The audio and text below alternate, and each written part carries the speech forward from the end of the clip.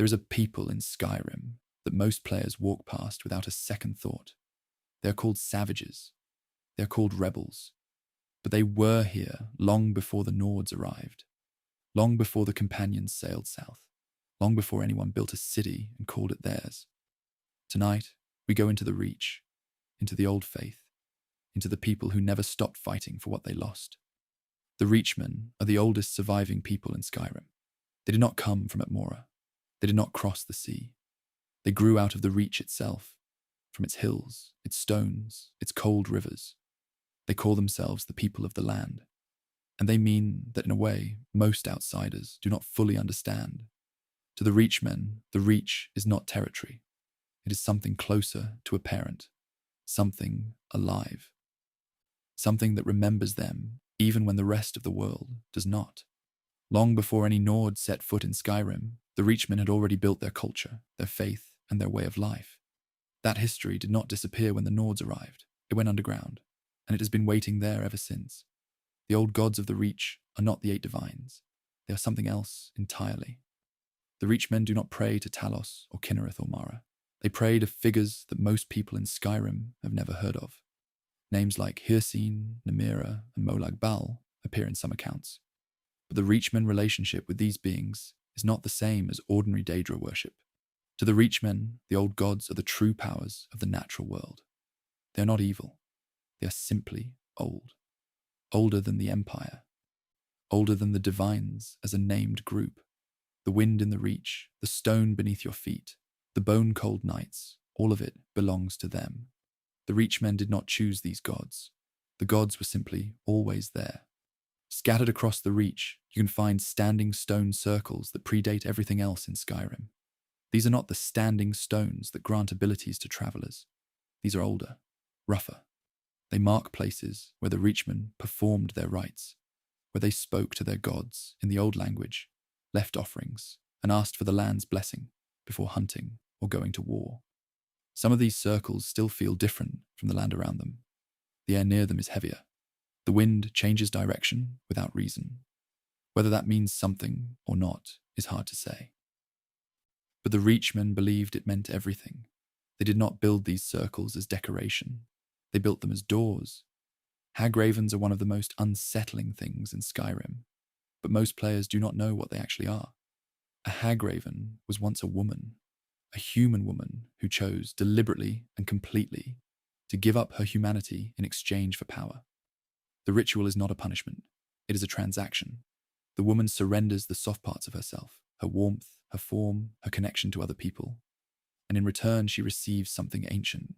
She becomes part of the old magic of the Reach. Her body changes. Her feathers grow. Her hands become claws. But her mind stays sharp. Hag-ravens are not mindless. They are leaders. They sit at the center of Forsworn camps as figures of spiritual authority. The Forsworn do not see them as monsters. They see them as mothers, as priestesses, as the ones who hold the thread between the living world and the old gods. The silence of the Reach settles over everything at night. The wind drops. The rocks hold their cold. Somewhere out there, fires are burning in camps that do not appear on any Imperial map.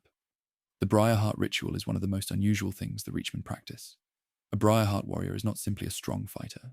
He is something that has crossed a line most people cannot cross. The ritual begins with a hag-raven. She cuts out the warrior's heart. In its place, she puts a briar seed, a seed from a plant sacred to the old gods of the Reach.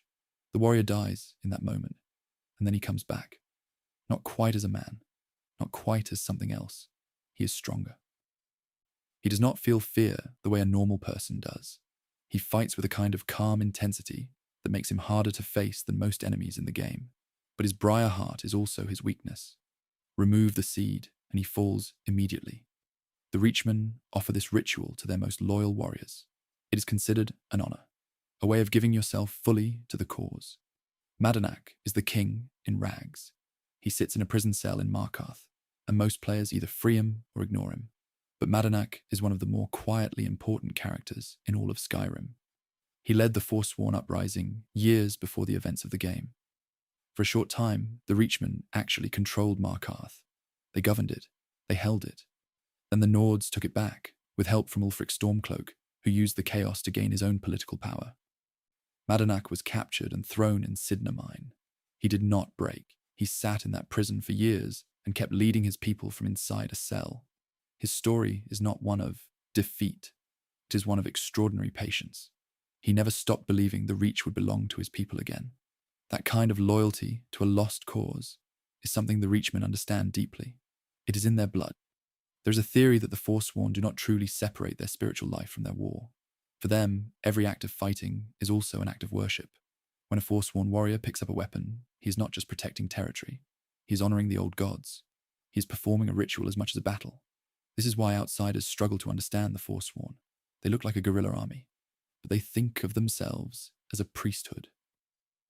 Their camps are also temples. Their weapons are also offerings. Their deaths are also prayers. This is not something the Empire or the Nords have ever been able to account for in their dealings with the Reach. You cannot negotiate with a people whose resistance is also a religion. The Reach has a way of making you feel watched, not threatened, just observed. Like the hills themselves are paying attention. Long before the Forsworn became what they are now, the Reachmen had a complex and layered society. They were not simply tribal. They had healers, storytellers, traders, and leaders. They had a political structure sophisticated enough to govern a city when they briefly held Markarth. The image of them as primitive savages was created by the people who wanted to justify taking their land. That image is not accurate. A culture that has survived thousands of years of displacement, war, and occupation is not primitive. It is resilient in ways that most cultures never have to be. Hircine appears more than once in Reachman lore.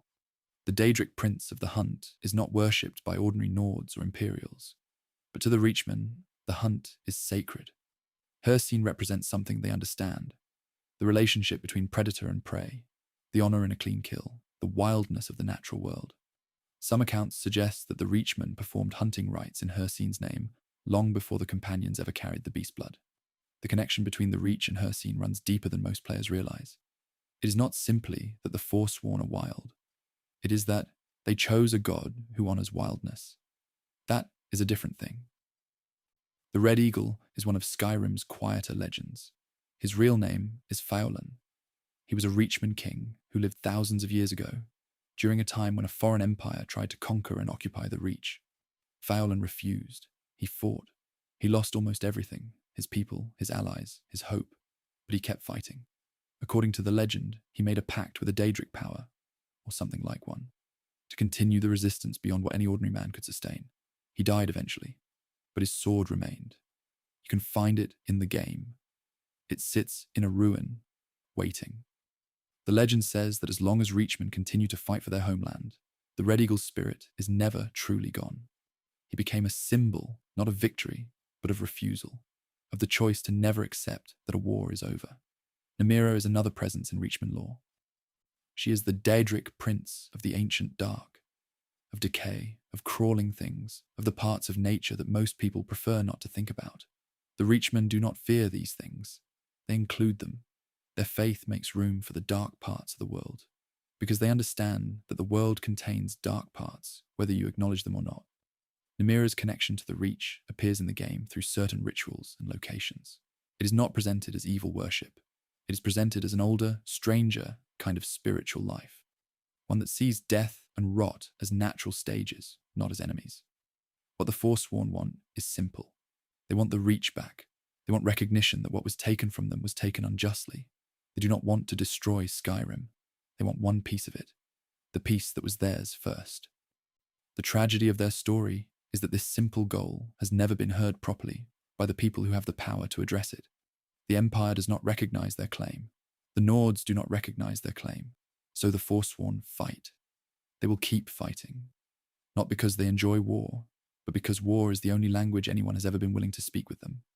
The Reach is still out there, cold and old and patient. The stones remember what the maps have forgotten, and somewhere in those hills, a fire is burning that no one officially acknowledges, but that has never once gone out. Most people in Skyrim never think about the Argonians. They see them in cities. They trade with them. They move on. But the Argonians carry something inside them that no other race in Tamriel has. Something old. Something rooted. Tonight we go south, into the Black Marsh, into the trees that remember everything. The Hist are trees. But they are not like any tree you have ever seen in Skyrim. They are ancient beyond counting. They have been standing in the Black Marsh since long before men or elves walked Tamriel. They are alive in a way that goes far past simply growing and putting out leaves. The Hist think. They feel. They remember. They communicate with each other and with the Argonians who live near them. No one fully understands how this works. Not the scholars of the Empire. Not the mages of the college.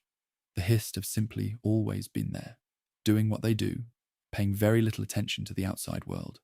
Every Argonian child is brought to a Hist tree shortly after birth. The child licks the sap of the tree. That moment is not a ceremony for show. It is the moment the child receives its soul. The Hist sap shapes who the Argonian will become. It gives them their name in the Argonian tongue.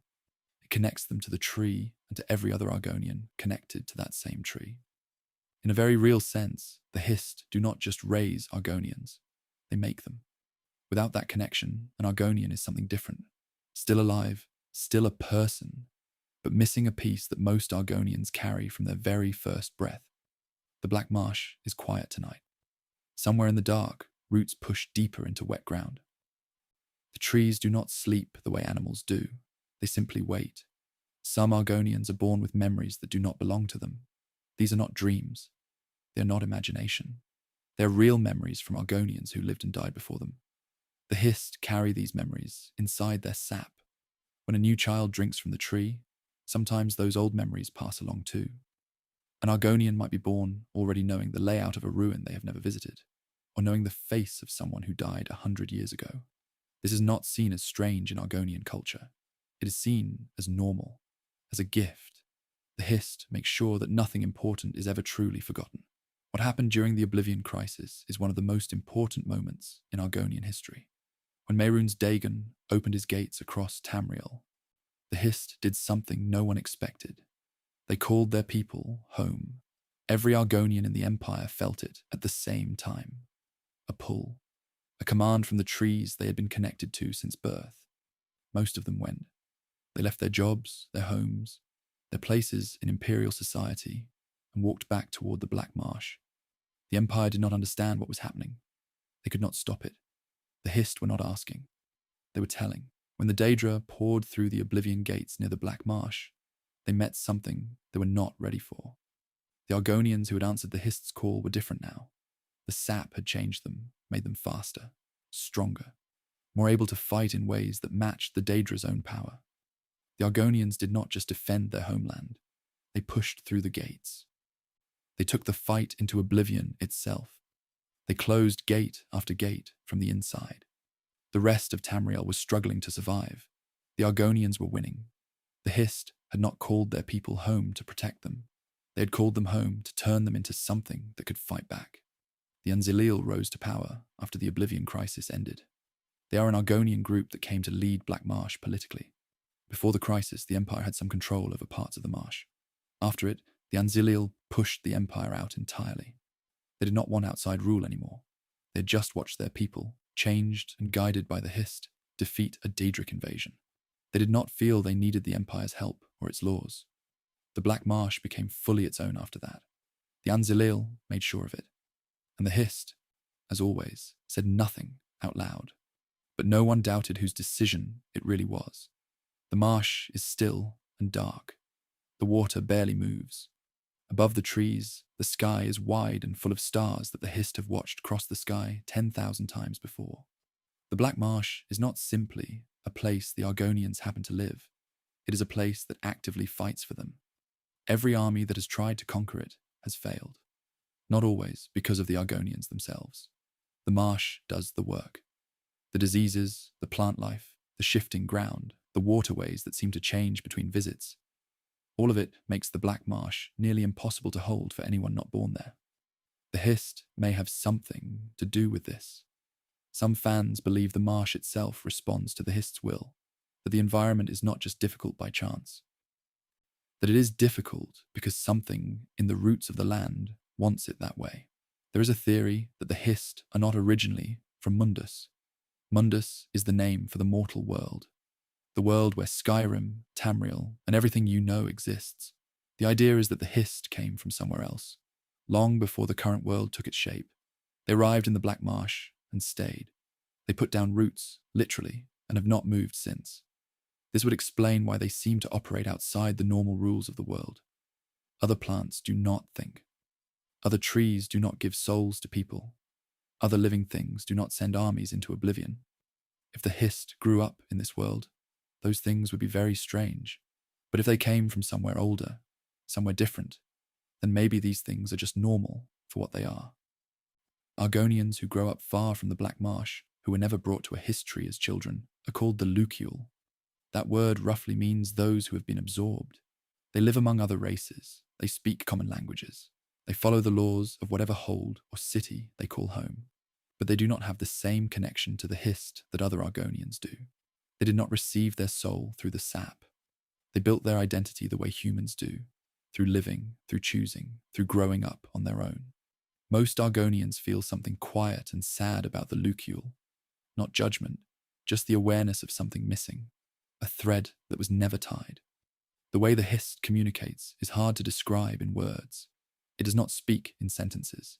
It does not send messages like a letter. It works through feelings, through images, through a sudden certainty that arrives in your mind like you already knew it. Argonians connected to the Hist sometimes describe it as hearing the marsh think, a gentle pressure behind the eyes, a knowing that settles into your chest. It is not loud. It is never urgent.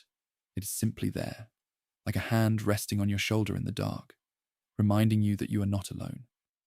The Hist have been here longer than almost anything else in the world, longer than the empires, longer than the gods as most people understand them.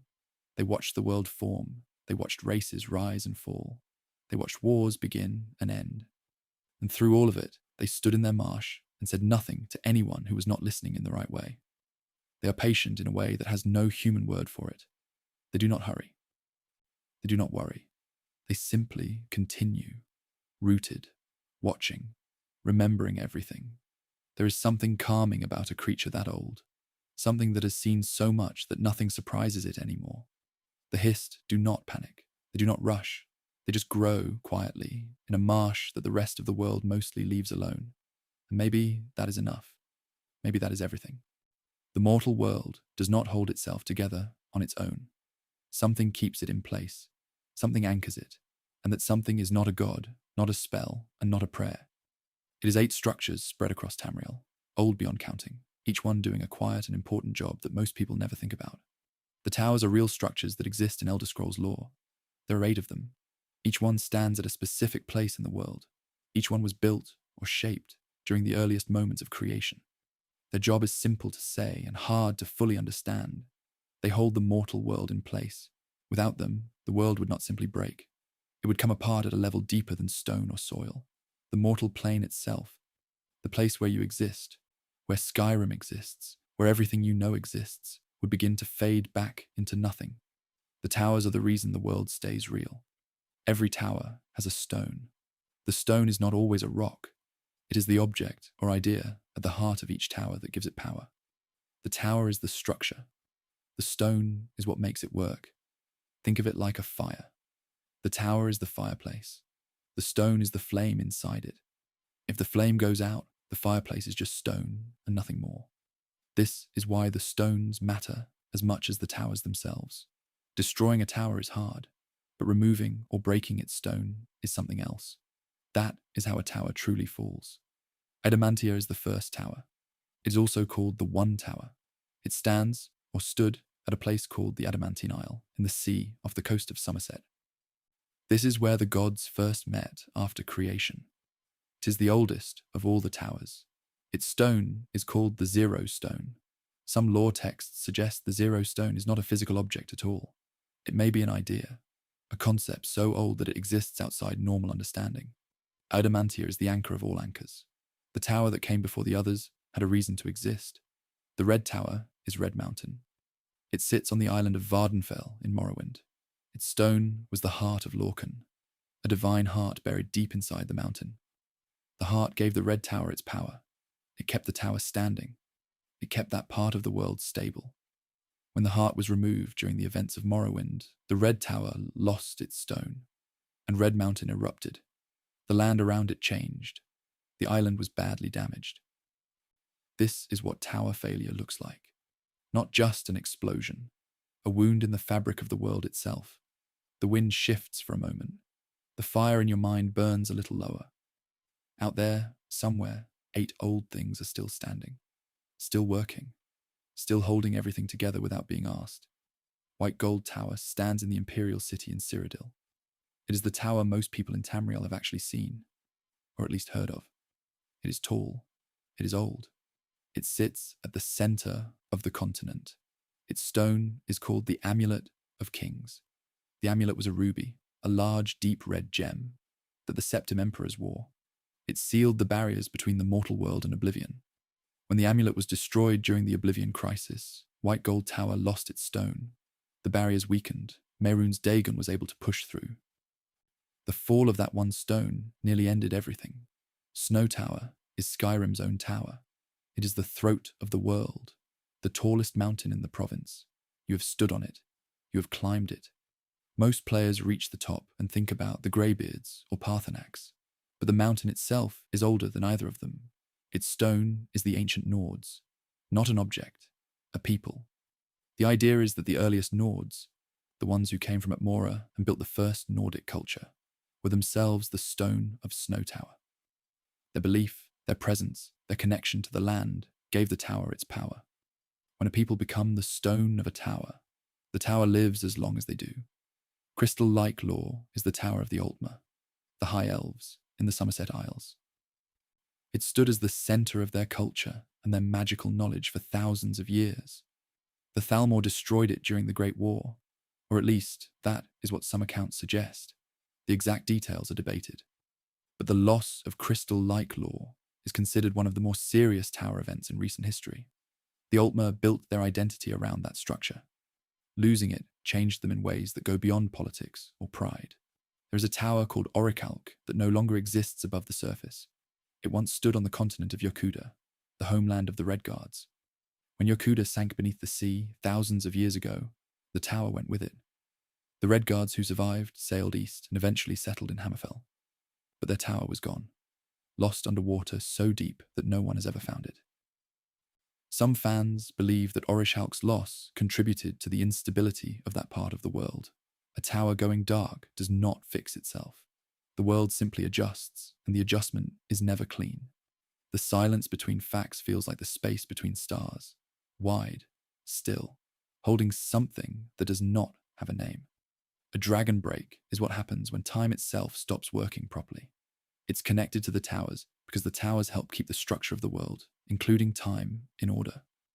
When a tower is weakened or its stone is disturbed, reality gets unstable. During a dragon break, time does not move forward in a straight line. Different versions of events happen at the same time. Contradictory things become equally true. People live through multiple outcomes at once. It sounds like something from a dream.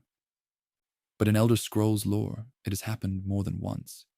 And each time, it left the world a little different from how it was before. The Numidium was called a false tower.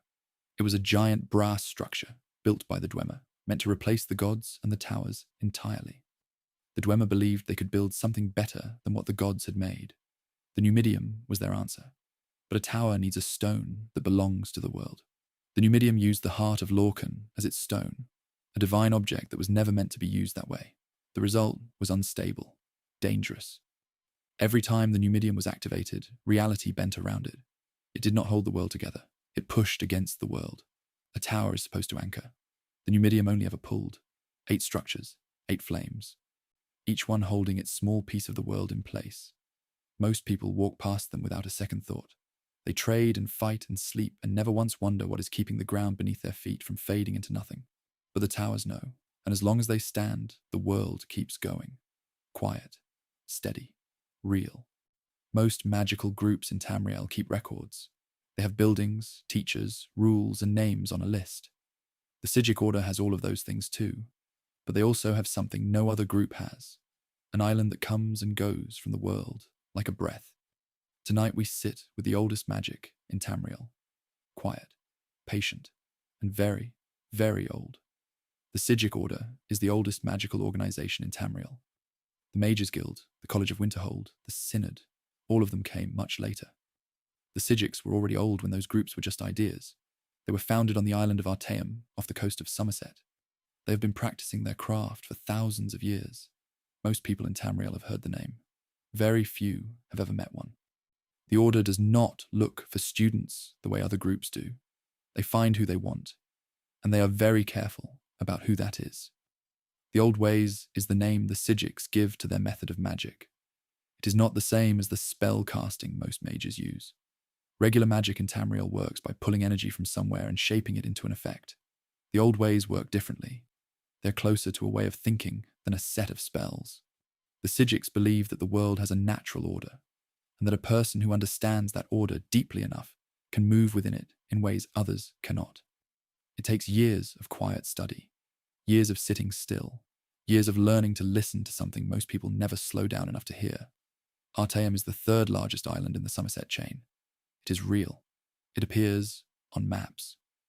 People have lived there, but twice in recorded history, the island simply vanished. It was there one day and gone the next. No storm took it. No magic anyone could track removed it. It was simply no longer where it had been. The first time it disappeared, it was gone for over 200 years. When it came back, the Sigics returned with it. They offered no explanation. They simply continued their work as if nothing had happened. The second disappearance happened more recently. Artaeum has not come back yet. The Order, however, is still active, which raises a question no one has fully answered. The cold air outside is still. The kind of still that makes you feel like the world is holding its breath, like something is listening from very far away. The Sigic Order can pause time. This is confirmed in the game. In Skyrim, during the College of Winterhold questline, a Sigic monk named Quaranir appears to the Dragonborn. He freezes everyone else in the room.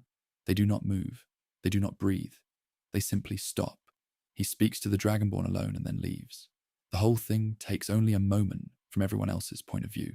The Sigics call this slowing or stopping of time a normal part of their practice. For them, it is not a dramatic trick. It is just something they can do when they need to. The Sigic Order has a long policy of not getting involved in world events. Wars happen. Empires rise and fall. Disasters come and go. The Sigics watch. They study. They do not step in. This is not because they do not care. It is because they believe most events need to play out the way they are going to play out. They trust the process of the world in a way that most people find hard to understand. The moments when they do act, like appearing to the Dragonborn in Skyrim, are very rare. And when they happen, it means something serious is at stake. Something the Order has decided is too important to leave alone. The Mages Guild did not like the Sigic Order. For a long time, the Guild tried to have the Order officially banned. They pushed the Emperor to cut ties with them. They argued that an organization so secretive, so old, and so unwilling to share its methods was dangerous. There was also jealousy involved. The Mages Guild wanted to be the top magical authority in Tamriel. The Sigics made that impossible simply by existing and being older. The conflict never turned into open war, but the tension between the two groups ran for centuries. The Sigics mostly ignored it, which probably made the Guild even more frustrated. Something about a group that never rushes feels calming. They have been here before. They have seen this before. They are not worried. The Sigic monks who appear in Skyrim are calm in a way that goes past just being relaxed. They speak slowly. They choose their words carefully. They do not waste time on things that do not matter. Quaranir, the monk who contacts the Dragonborn, tells them that the Eye of Magnus is dangerous. He does not explain everything. He gives what is needed and nothing more. This is very much in keeping with how the Order operates. They do not teach. They point. They trust that the right person, given the right direction, will find the rest on their own. Some fans believe that Artaeum does not disappear in the way most people think. The theory is that the island does not go somewhere. It steps slightly outside of normal time. It becomes present in a place that exists just next to the world, close enough to return easily, but far enough that no one can reach it without being invited. This would explain why the Sigics can still operate while their island is gone. They're not lost. They're just standing in a room with a door that only opens from the inside. The Endeavor is the name the Psijic Order gives to their long, ongoing project. No outsider knows exactly what it is. The Order has never explained it fully. What is known is that the Endeavor is not a short-term goal. It is something they have been working toward for a very long time. Some lore texts suggest it involves the long-term health of Nirn, the planet that Tamriel sits on. Others suggest it is connected to the natural order the old ways are built around. Whatever it is, the Psijics treat it as the most important thing they do. Everything else, the study, the silence, the patience, exists in service of it.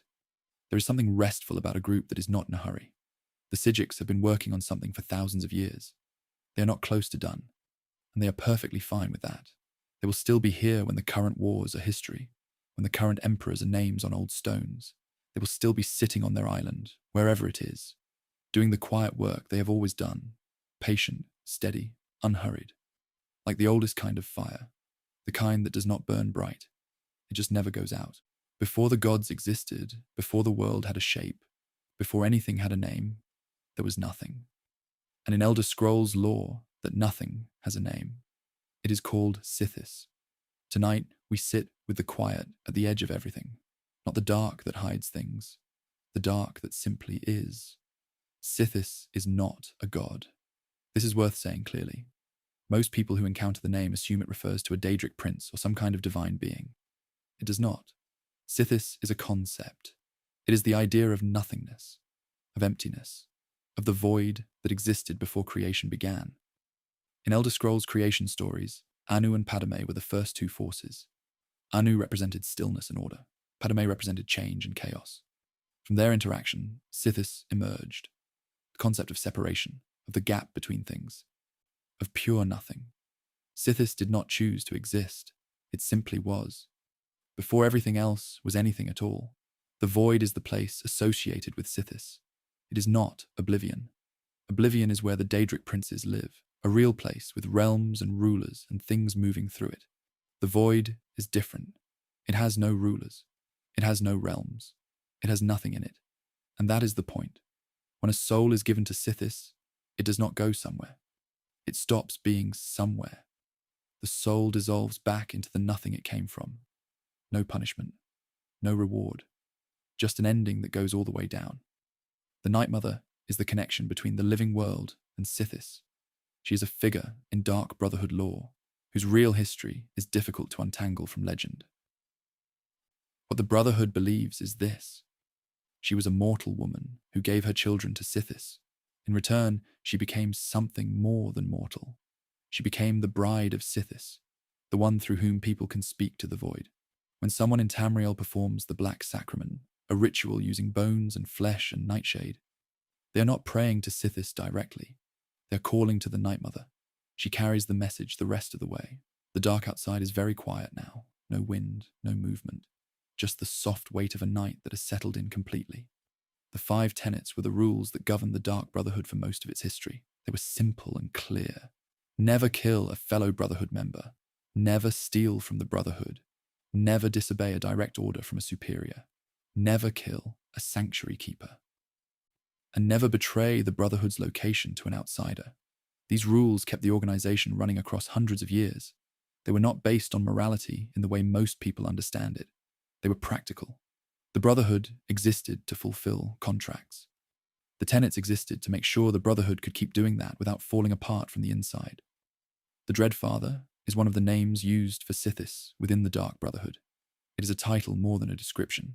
Sithis does not father anyone in a literal sense, but the Brotherhood sees themselves as children of the void, born into its service, living in its name, returning to it when they die. Calling Sithis the Dreadfather is a way of saying that everything the Brotherhood does flows from that original emptiness. Their kills are offerings. Their contracts are prayers. The deaths in service are a kind of homecoming.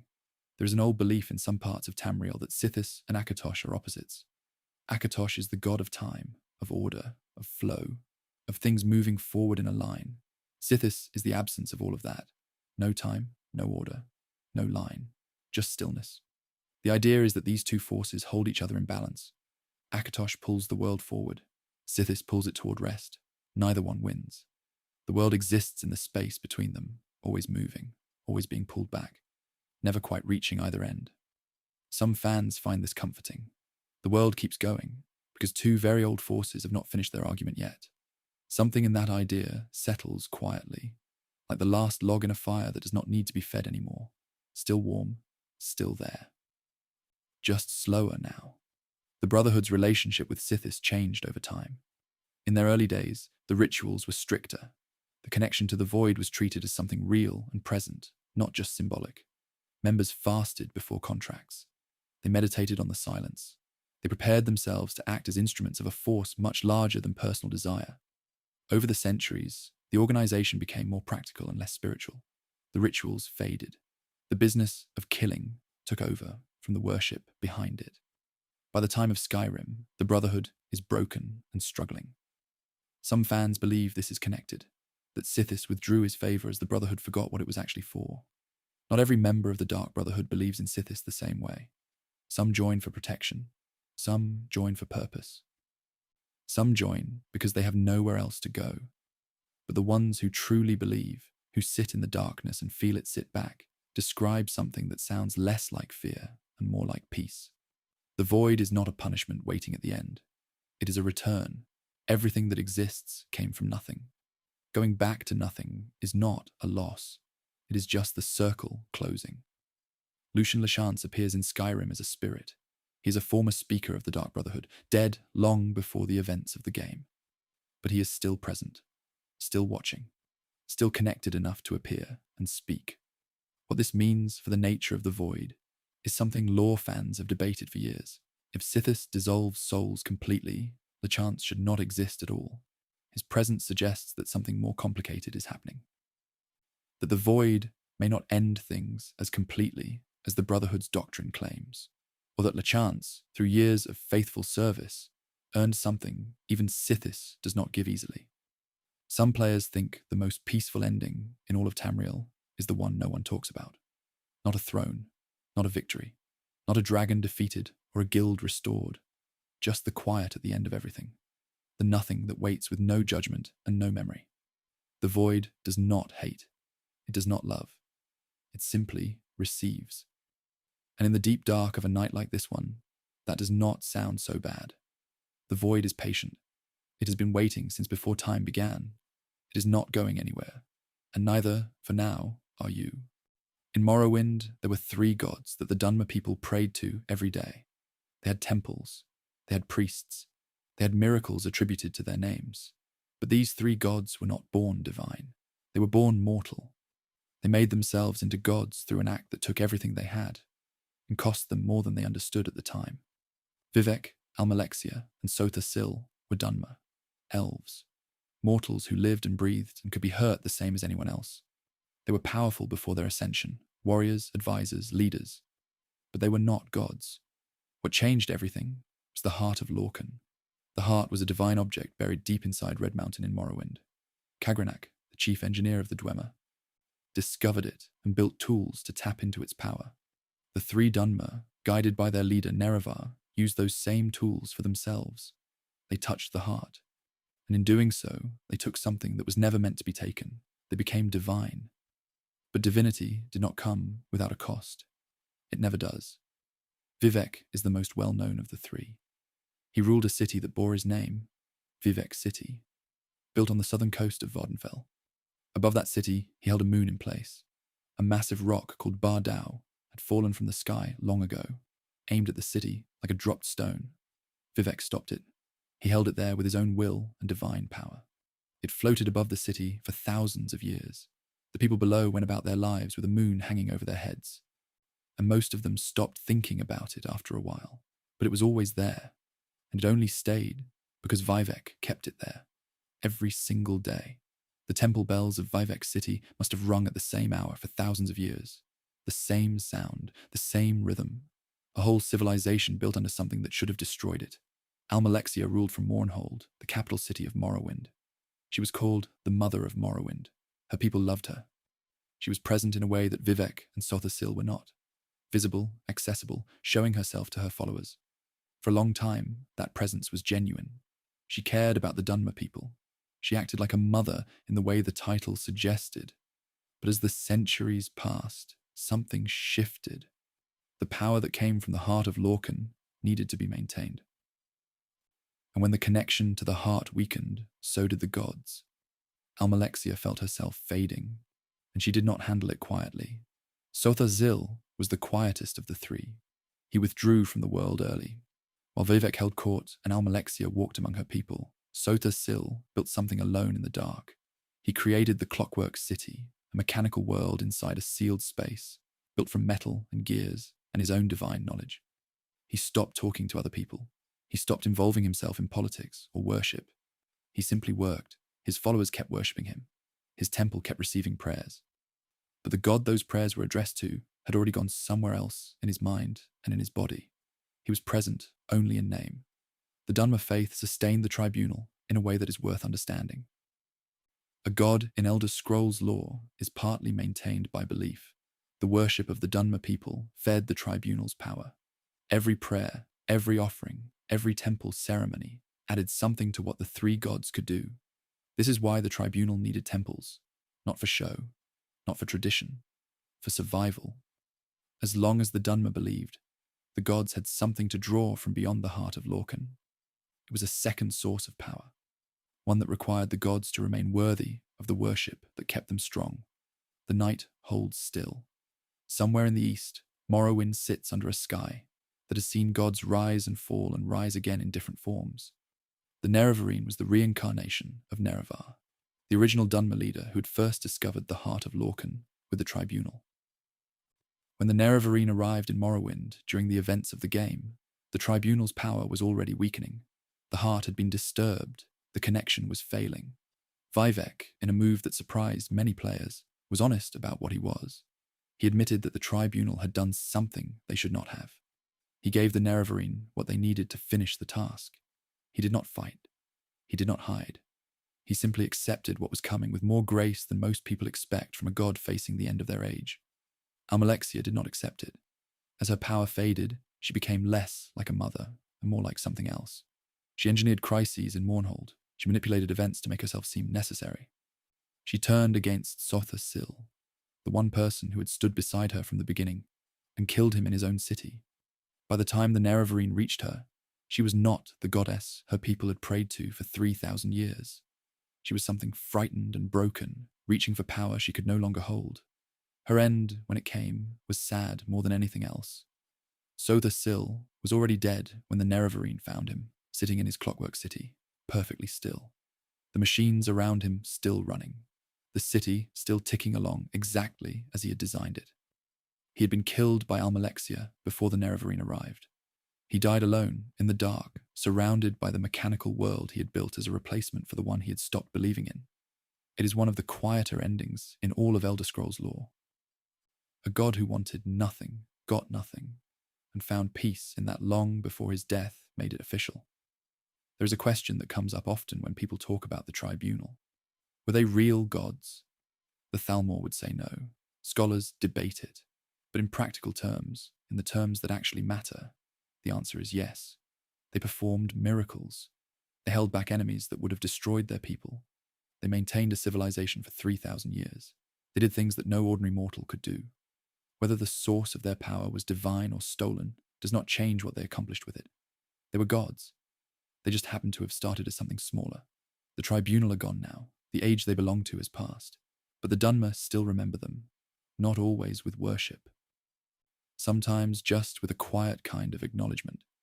3 people who tried to become more than they were, held it together for longer than anyone had a right to expect, and then let go when the time came. That is not a failure. That is a very long life, lived all the way to its end. There is an idea in Elder Scrolls lore that does not have a simple explanation. It is not magic in the way most people think of magic. It is not worship. It is not ambition. It is something quieter and stranger than any of those things. It is the idea that if you follow someone's path closely enough, if you walk every step they walked, think every thought they thought, become everything they were, you stop being yourself, and you become them.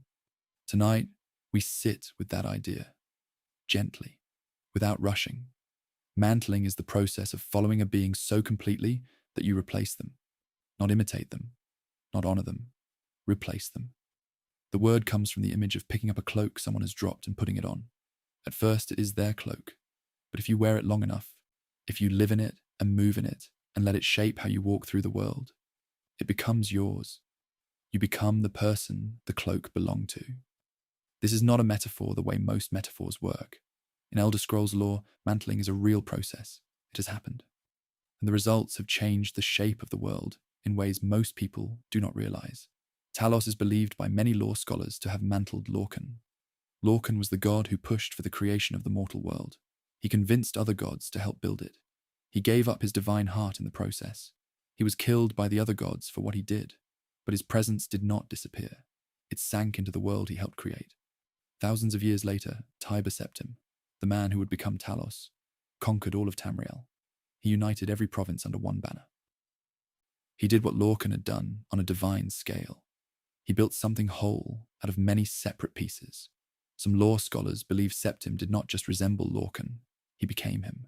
He walked the path so completely that he picked up the cloak, and when he died and ascended, he filled the space Lorcan had left behind. The stars outside are fixed in their places, each one a point of light that has been exactly where it is for longer than anyone can count. Some lights, though, are not stars at all. The hero of Kvatch is the player character from the Elder Scrolls 4, Oblivion. At the end of that game, the hero is offered the Shivering Isles, the realm of Sheogorath, the Daedric Prince of Madness. The previous Sheogorath had become Jiggalag, the Prince of Order, after a curse was lifted. His realm was empty. His throne was open. The hero stepped into that space. They did not just rule the realm, they took the title. They became Sheogorath. This is why, in Skyrim, when you meet Sheogorath in the mind of the Mad King Pelagius, he references events from Oblivion with the memory of someone who was there. He is the hero of Kvatch. He mantled Sheogorath so completely that the two are now the same being. Not every mantling works. This is important. The process requires total surrender of the self. You cannot mantle someone while holding on to who you are. The moment you think of yourself as separate from the being you are following, the connection breaks. Failed mantlings are called zero-sum. The person attempting the mantle loses themselves, not to the being they were following, but to nothing. They simply stop existing, not death in the normal sense. Not a soul going somewhere, just a person ceasing to be, because they gave up what they were without successfully becoming what they reached for. Zero-sum is considered one of the quieter dangers in Elder Scrolls cosmology, a risk that most people never know exists. The concept of the amaranth sits beyond mantling. If mantling is picking up someone else's cloak, the amaranth is something different entirely. It is the idea of a being becoming so fully itself, so completely and purely itself, that it steps outside the current dream of existence and begins dreaming its own. The amaranth is not about replacing someone else. It is about creating something new, a new existence, a new world dreamed from the inside out by a single consciousness that has fully realized what it is. This concept appears in Vivek's writings. It is described as the next step beyond Chim, beyond even the highest form of self-awareness the mortal world allows. Whether anyone has ever reached it is not confirmed, but the idea sits at the far end of what Elder Scrolls cosmology considers possible. The fire in your mind burns lower now, softer, the kind of light that does not ask you to look at it. It just stays warm. The difference between mantling and simple worship is worth sitting with for a moment. Worship says, "You are great and I am small. I honor you from here." Mantling says something else entirely. It says, "I will become what you were. I will not look up at you. I will walk where you walked until there is no distance left between us." Worship keeps the distance. Mantling closes it. This is why mantling is not something religions teach. Most religious frameworks are built on the idea that the divine is separate from the mortal. Mantling says that separation is not permanent. It is just a gap that has not been crossed yet. The Dragonborn is a possible case of partial mantling. Every dragon's soul the Dragonborn absorbs adds something to them. A dragon's soul is not just power. It is identity. It is memory. It is the voice of a being that has existed for thousands of years. When the Dragonborn takes that in, they do not just gain strength. They carry something that was never theirs to begin with. Some fans believe that absorbing enough dragon souls changes the Dragonborn at a level deeper than skill or ability, that they begin to become something that is not entirely human anymore. Not a dragon, not a god, something in between, something that has no clean name yet. There is a theory that mantling happens more often than people realize, that history is full of moments where one person followed another so completely that the line between them blurred and then disappeared. Leaders who became the idea they stood for, warriors who became the cause they fought for, people who gave so much of themselves to something that there was not enough of the original person left to call it a separate thing anymore. Elder Scrolls lore gives this process a name and a shape, but the pattern it describes is older than the lore. It is just what happens when a person stops holding on to themselves and lets something larger take over. The Thalmor find mantling dangerous for a specific reason. Their goal involves the careful removal of certain divine presences from the world. If mantling is real, if a mortal can become a god by following their path closely enough, then their entire project becomes harder, because it means the things they want to remove can come back. Talos can return through someone who walks his path. Lorcan's influence can resurface through someone who does what he did. You cannot permanently remove a presence if the conditions that created it can be repeated. The Thalmor understand this. It is one of the quieter reasons they work so hard to control history and faith. Whether anyone in Tamriel is entirely who they started as is a question worth sitting with tonight. Every choice you make shapes you. Every path you walk changes your feet. Every story you step into leaves a mark. The Dragonborn absorbs voices. Talos absorbed a god. The hero of Kvatch absorbed a throne and a title and a realm of pure madness.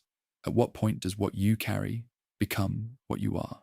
At what point does the cloak become the person? These are not questions with clean answers. They are questions that the world of Elder Scrolls asks very quietly, in the background, while you are busy doing other things. You are still you, for now. But you have been walking a path tonight. And paths have a way of leaving their mark. Deep in the lore of Elder Scrolls, past the wars and the gods and the politics, there is a place that most people never find. It sits inside a sealed space, away from the sky and the wind and the noise of the world. It was built by one person. It runs on gears and thought and a kind of cold, careful love for order. Tonight, we go inside the Clockwork City. Sothersil made a decision at some point in his long divine life. He decided the real world was not worth his full attention anymore, not because he hated it, but because it was too messy, too random, too full of suffering that came from things just bumping into each other, without plan or purpose. He had the power to build something better, so he did. He sealed himself away from Tamriel and began constructing a mechanical replica of the world inside a space no one else could reach. He called it Clockwork City, and he spent thousands of years making it exactly the way he wanted it. The Clockwork City is built from metal. Everything in it runs on gears and pipes and carefully designed systems. The streets are metal. The buildings are metal. The sky, if you can call it that, is a ceiling of interlocking parts that moves in a slow, deliberate rotation that mimics the passage of time. There is no sun inside. There is no weather. Nothing happens by accident. Every element of the city was placed deliberately by Sothersil himself. He designed it to run without chaos, without randomness, without the kind of unpredictable suffering that the real world produces simply by existing. The gears turn. They have been turning for thousands of years. In a city with no wind, the only sound is the sound of perfect machinery, doing exactly what it was made to do. The fabricants are the creatures that live inside the Clockwork City. They're not fully mechanical. They're not fully alive in the way animals are. They're both things at once. Sothersil took organic creatures, animals mostly, and rebuilt them with mechanical parts, metal limbs, mechanical organs, bodies that work on the same principles as the city around them. The fabricants served as companions and workers inside the city. They're one of the more unusual things in all of Elder Scrolls lore, living machines built by a god who was trying to solve the problem of existence through engineering. Sothersil took apprentices occasionally. Over the thousands of years he spent in the Clockwork City, he allowed a small number of students to enter and study under him. Very few of these students are recorded in known lore. What is known is that entering the city changed people. The order inside it, the total absence of randomness and surprise, had an effect on minds built for a messier world. Some students adapted, Some did not come back the same way they went in. The city asks something of the people who spend time in it. It asks them to think the way it runs, precisely, without room for error. Almalexia went to the Clockwork City near the end of her divine life. She did not go to visit. She did not go to ask for help. She went to end something. By the time she arrived, her power was fading. Her mind had been unraveling for some time. She had already turned against her people in ways they did not fully understand. She found Sotha Sil inside his city, alone, as always, and she killed him. The city kept running after his death. The gears did not stop. The fabricants did not stop. The mechanical sky kept turning. A god died inside his own creation, and the creation did not notice. It simply continued, the way it was designed to. The silence of a machine that does not know it is alone is a very particular kind of silence. Not empty, just unaware. The Nerevarine found Sotha Sil already dead when they entered the Clockwork City. The game presents this as a discovery. You arrive expecting to confront a god and find that someone has already done something irreversible. The city around his body is still working. Everything is still in order. The most orderly god in the tribunal died in the most orderly place he ever made, and nothing around him changed because of it. This detail lands quietly when you sit with it. He built a world that did not need him to keep running, which means he built a world that would never mourn him. There is a theory among some fans that pieces of the Clockwork City still exist somewhere. The events of the Morrowind expansion for Elder Scrolls Online take place partially inside the city while it is still running. But the question of what happened to it after Sotha Sil's death, after the events of the Morrowind game, is not fully answered in the lore. The city was sealed. Sotha Sil designed it to be self-sustaining. It is possible that somewhere, in a sealed space outside the normal world, the gears are still turning. The fabricants are still walking the metal streets, and everything is still running exactly as one very careful god intended, with no one left inside to see it. The Clockwork City represents something that comes up often in Sotha Sil's story. The idea that order, taken far enough, becomes its own kind of isolation. He wanted a world without suffering. He got a world without surprise. He wanted a world that made sense. He got a world that needed him so little it did not notice when he was gone. The things he removed from his city, chaos, randomness, unpredictability, are the same things that make a world feel alive. He built something perfect and something empty at the same time without meaning to. Some fans believe the Clockwork City was always meant to become something more than a retreat. The theory is that Sotha Sil was building towards something, that the mechanical world was a prototype, a test of whether existence could be redesigned from the ground up, that given enough time, he intended the Clockwork City to replace or renew the broken parts of the real world, not through war or divine power, through engineering, through careful, patient rebuilding of every broken system one gear at a time. Whether this is true or not, it changes how the city feels. Not a hiding place, a workshop. The largest and most careful project any god ever attempted alone. Somewhere, in the quiet at the edge of the known world, something is still ticking, steady and slow. The sound of a mind that built its own universe and then left the lights on. Not because anyone is coming, just because that is how it was designed. And a well-made thing keeps doing what it was made for, long after the hand that made it has gone still. Every map of Tamriel has an edge, and past that edge, past the sea, past the places most travelers ever think to go, there's another continent. It has never been fully explored in any Elder Scrolls game. It has never been walked by the player. It sits just past what is known, full of things that lore texts describe, but no one in the game has ever fully confirmed with their own eyes. Its name is Akavir, and tonight we go as close to it as the lore allows. Akavir sits to the east of Tamriel. It is a real place in Elder Scrolls lore. Not a myth, not a legend, but a continent that exists on the world of Nirn, the same as Tamriel does. People have been there. Armies have sailed from it. Emperors have tried to conquer it. But no lasting settlement from Tamriel has ever taken hold there. The continent seems to push back against outside rule, in the same quiet way that the Black Marsh pushes back against invasion, not through one big battle, through a slow, steady resistance that wears invaders down until they leave or disappear. There are 4 known races that live in Akavir. Each one is unlike anything in Tamriel. The first is the Tsayeshi. They are described in lore texts as serpent people, tall, scaled, with a history that most people find hard to sit with. The texts say that Tsayeshi ate all the humans who once lived on their part of the continent. Not in one event. Over time, slowly, until there were no humans left in Tsayeshi territory. Whether this is literally true, or whether it is a translation issue, whether eating means something different in old Akaviri texts, is something lore scholars still debate. But that is what the records say. The Eastern Sea stretches wide and dark between two worlds. On one side, everything you know. On the other, things that have never had a name you could speak out loud. The Tangmo are described as monkey people. They live in the forests of Akavir and are known for being fiercely resistant to outside control.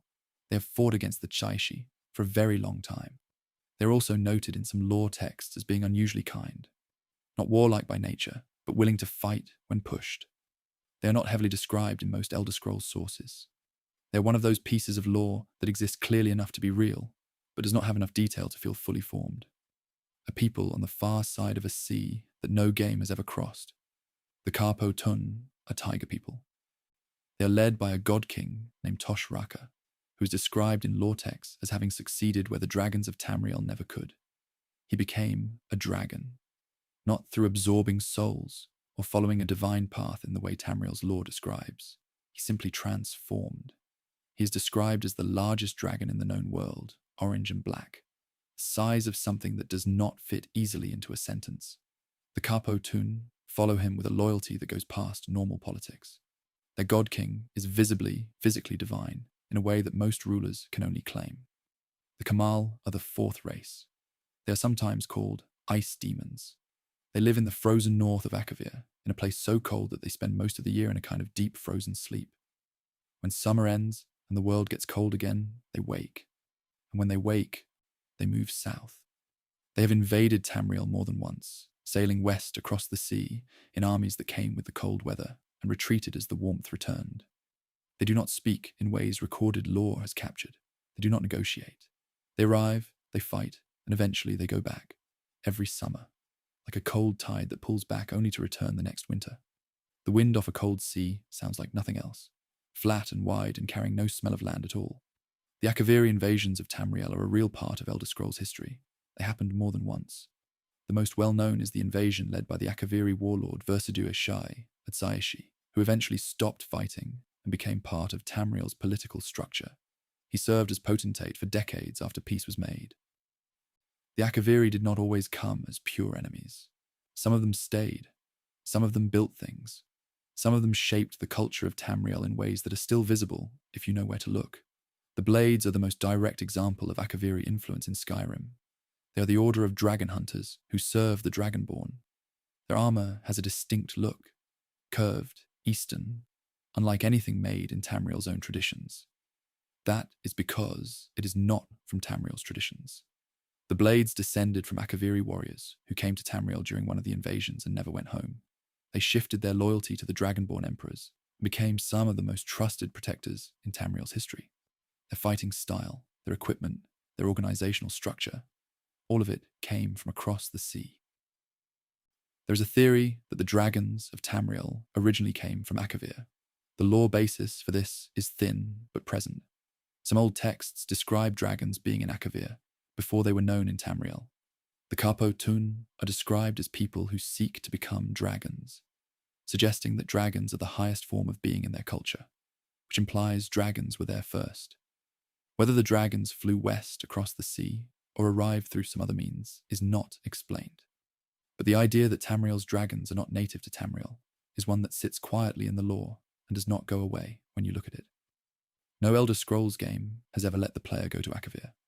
Every piece of information about it comes from books inside the games, in-world texts written by scholars who are working from old records, second-hand accounts, and partial translations. This means that everything known about Akavir is filtered through someone else's understanding of it. The Tangmo might be different from how they are described. The Tsayeshi history might mean something other than what the texts say. Akavir exists in the lore as a place seen only through old letters and incomplete maps. A whole continent understood only through the gap between what was written down and what was actually there. The edge of the map is a real place. It sits past the Eastern Sea, past the horizon that no Elder Scrolls game has ever let you reach. Akavir is there. 4 races living their lives in a place that most of Tamriel only half believes in. The dragons may have come from there. The blades certainly did. And somewhere on its shores, the sea comes in the same way it always has. Cold and steady and completely indifferent to whether anyone on the other side is thinking about it tonight. Most people in Tamriel know the 8 divines. They know the temples. They know the names. But the faith that exists today is not the faith that always existed. Something came before it, and something, or someone, decided that what came before should not be remembered. Tonight, we sit with a history that was buried on purpose, and the man who started the burying. Maruk was a slave.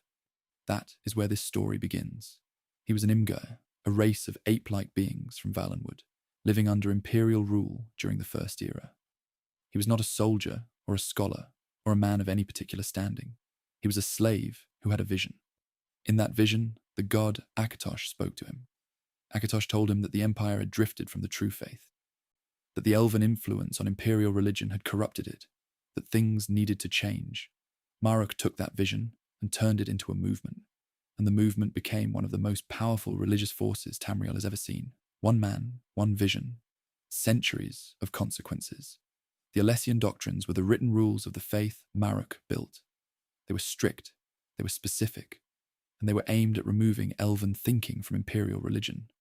The Aldmer, the ancient elves, had shaped much of Tamriel's early spiritual life. Their ideas about the gods, about creation, about the nature of divinity had filtered into everything. Maruk's doctrines pushed all of that out. They simplified the faith. They drew clear lines. They named what was acceptable and what was not. And they did this with the backing of an emperor who saw political value in a unified, purely human religious identity. The cold truth about history is that it is always written by someone, and someone always decides what goes in and what gets left out. Certain gods were erased from worship under the Alessian order, not hidden, not moved aside quietly, removed. The process was gradual but deliberate. Aspects of divinity that had elven origins or elven associations were either rewritten or dropped entirely. Some Aedra that appear in older lore texts simply stop appearing after the Alessian period. Their names fade, the temples close, their stories stop being told. What replaced them was a cleaner, simpler faith, one that served the Order's purposes and the Empire's need for unity. The gods that survived were the gods that fit the new story. The others were edited out. The Marukati Selective were a group within the Alessian Order who took the doctrines further than Maruk himself had intended. They were not content with reforming worship. They wanted to purify Akatosh himself. In their view, the god of time had been contaminated by his association with the elven pantheon. They performed a ritual on the White Gold Tower to separate what they saw as the true Akatosh from the elven version. The ritual did not go as planned. Time broke. This is one of the confirmed dragon breaks in Elder Scrolls history, a period called the Middle Dawn that lasted over 1,000 years. During that time stopped working the way it should. Events contradicted each other.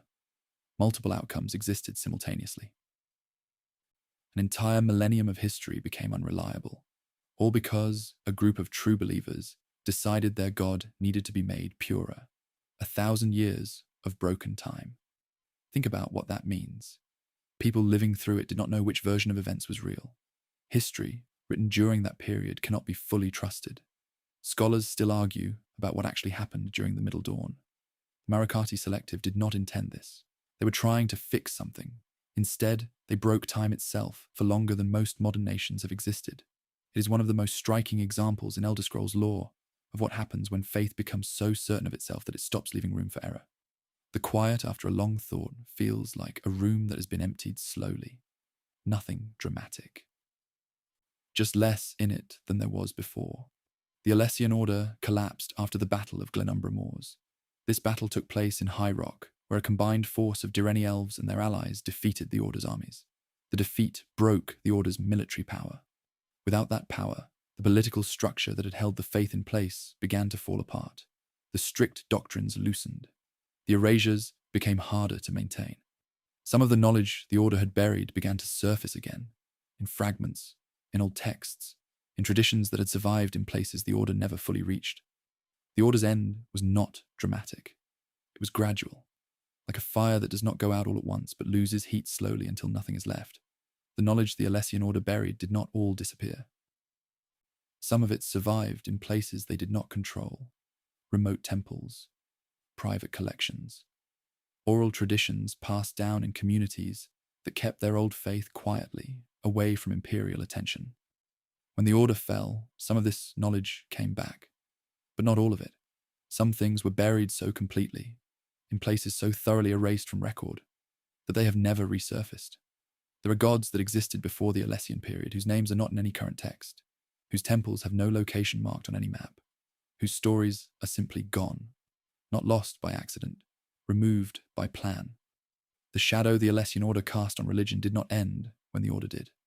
Every faith that came after it was shaped by what the Order had done. The way the 8 divines are structured today, the specific 8 that are worshipped, the way their relationships are defined, the language used in their temples, reflects choices the Order made. Later, reformers adjusted things. Emperors added their own preferences.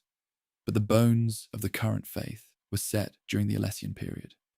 You cannot fully understand what Tamriel believes today without understanding what one former slave decided it should believe 1500 years ago. There is a theory that the Thalmor's current campaign against Talos worship is not entirely unlike what the Alessian Order did to Elven religion. Both movements targeted a specific divine presence for political and theological reasons. Both used institutional power to enforce belief.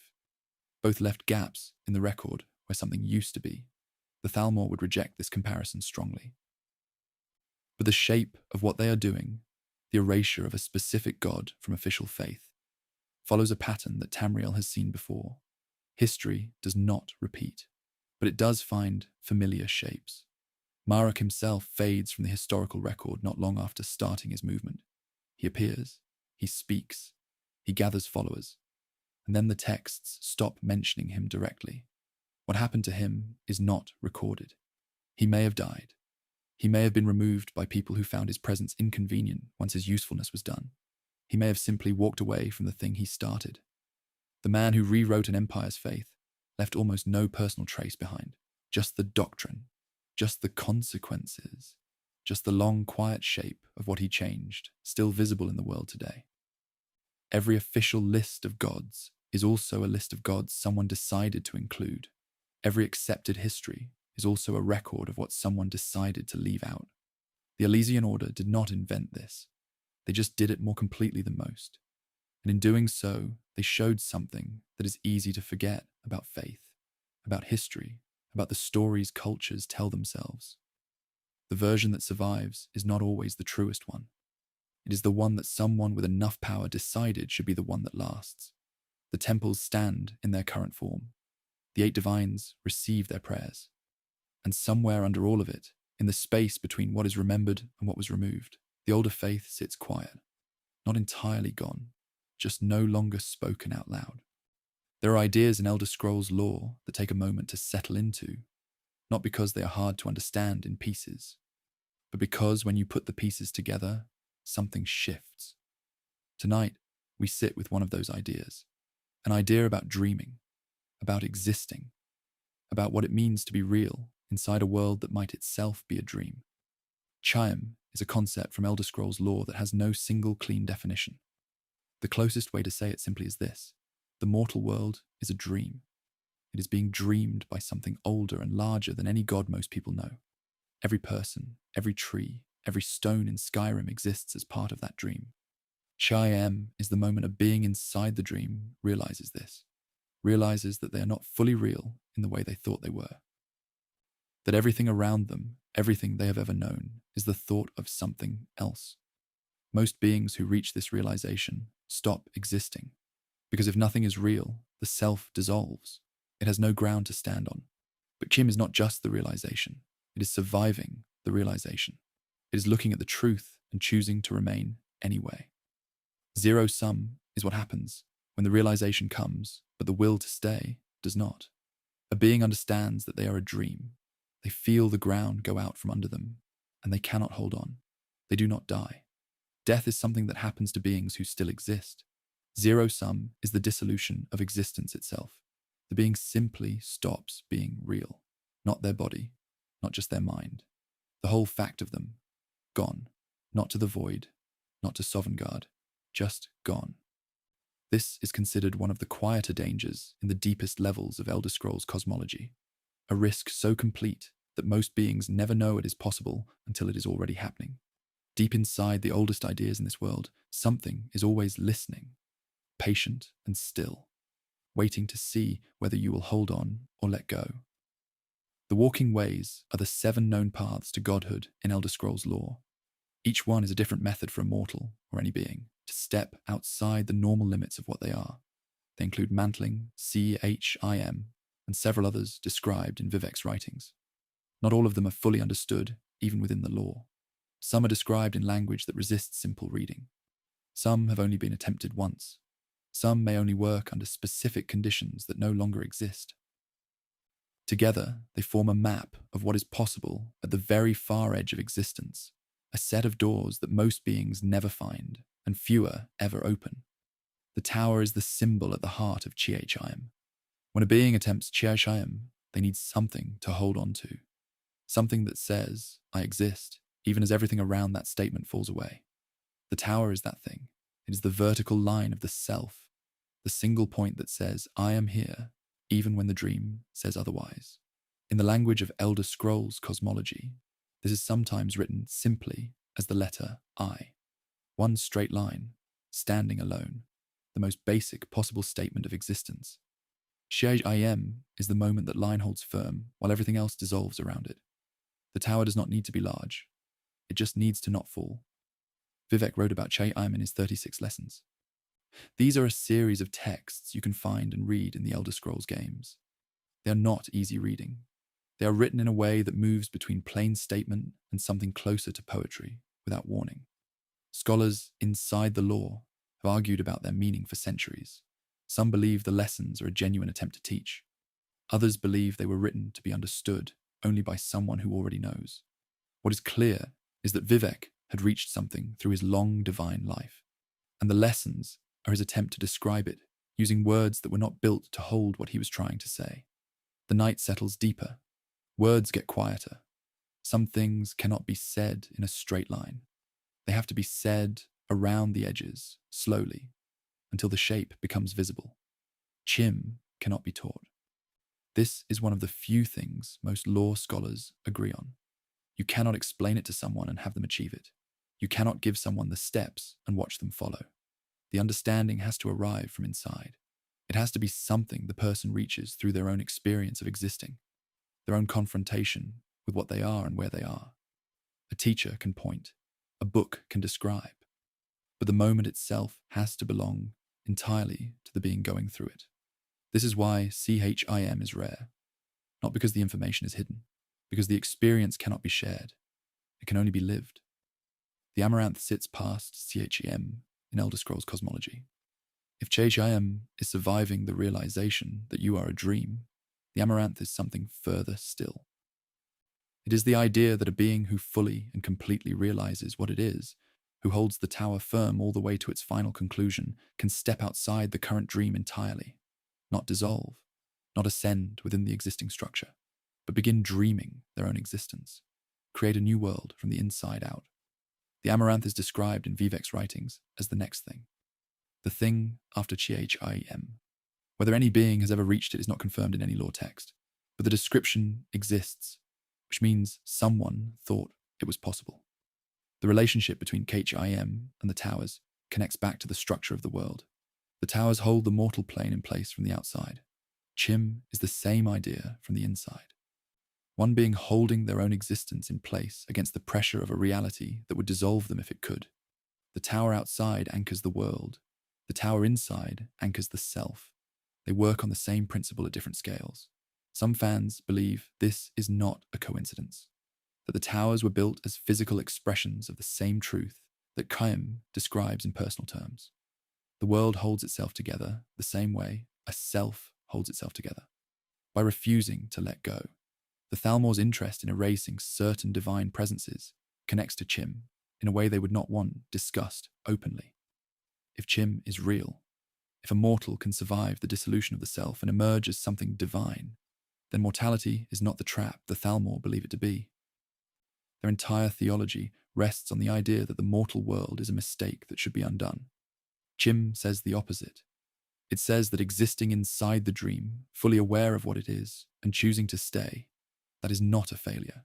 That is the highest possible achievement. These two ideas cannot both be right, and the Thalmor know it. The most powerful thing you can do, according to this corner of Elder Scrolls lore, is simply choose to remain.